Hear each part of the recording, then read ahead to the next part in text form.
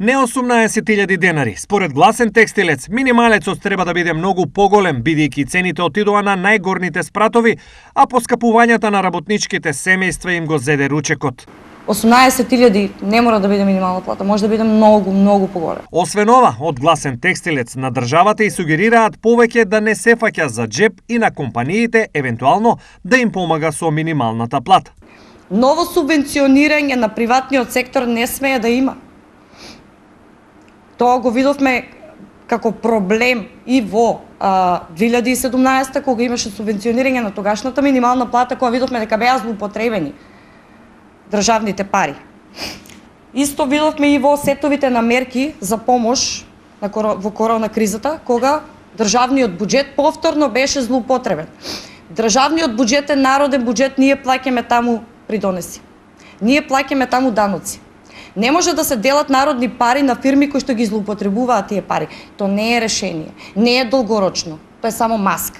Овој предлог на гласен текстилец на работодавачите, температурата сигурно ќе им ја дигне уште повеќе, бидејќи тие и онака досега се категорични дека пари за нов минималец немаат. Во секој поглед кога се зборува за минимална плата треба да се рачуна во бруто, бидејќи вие знаете да на 100 динара нето плата се плаќаат 50 динара придонеси. Или на математика која ние направивме со нашиот предлог за 16.400 на 1200 динара следува уште 600 динара придонеси. Така да секојаш треба да се гледа вкупните трошци на работодавачот. Иначе за тоа дали може повеќе од 18 или дали може 18, не е проблем и 20 нека биде, но тогаш влада треба да е свесна дека половината од текстилните фабрики се затворат и тоа преку ноќ.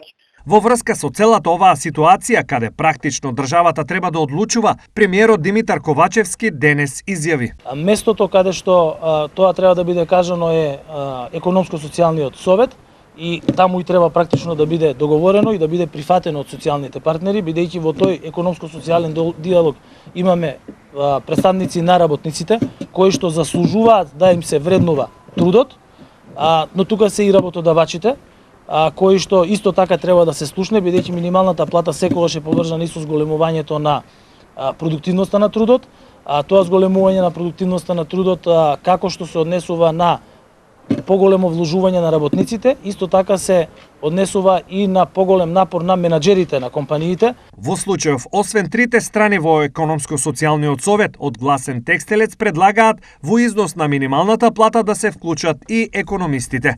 Во моментов, минималната плата изнесува 15.200 денари, што е околу 50% од просечната, а барањата се таа да изнесува најмалку 60%.